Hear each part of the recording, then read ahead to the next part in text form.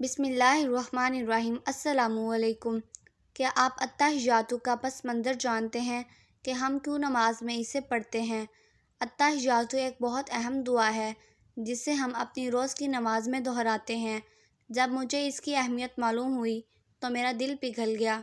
در حقیقت التحیات اس مکالمے کا ایک حصہ ہے جو دوران معراج اللہ رب العزت اور اس کے محبوب محمد صلی اللہ علیہ وآلہ وسلم کے مابین ہوا۔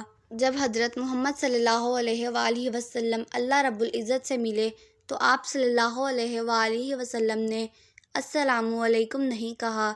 کوئی اس ذات کو کیسے سلام کہے جو بذات خود پیکر سلام ہے۔ ہم اسے سلام نہیں کر سکتے کیونکہ ساری سلامتیوں کا خالق وہ خود ہے۔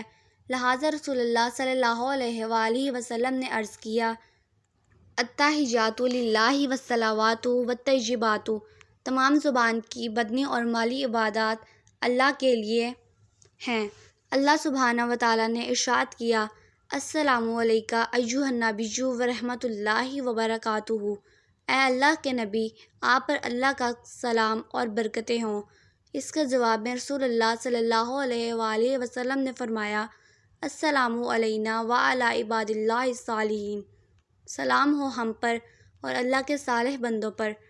آپ صلی اللہ علیہ وآلہ وسلم نے ہمیں بھی اس جواب میں شامل کیا، اور اللہ کے صالح بندوں پر۔ اللہ عز و جل اور اس کے حبیب صلی اللہ علیہ وآلہ وسلم کے مابین یہ مکالمہ سن کر فرشتوں نے کہا، اشہد ان لا الہ الا اللہ وحدہ لا شریک لہ واشہد ان محمدًا عبدہ ورسولہ۔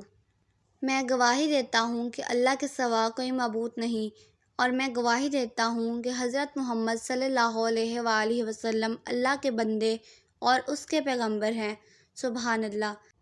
اگر آپ کو ہماری آج کی یہ ویڈیو پسند آئی ہے، ویڈیو کو لائک کریں، شیئر کریں، چینل پر نیو ہے چینل کو سبسکرائب کریں۔ خدا حافظ۔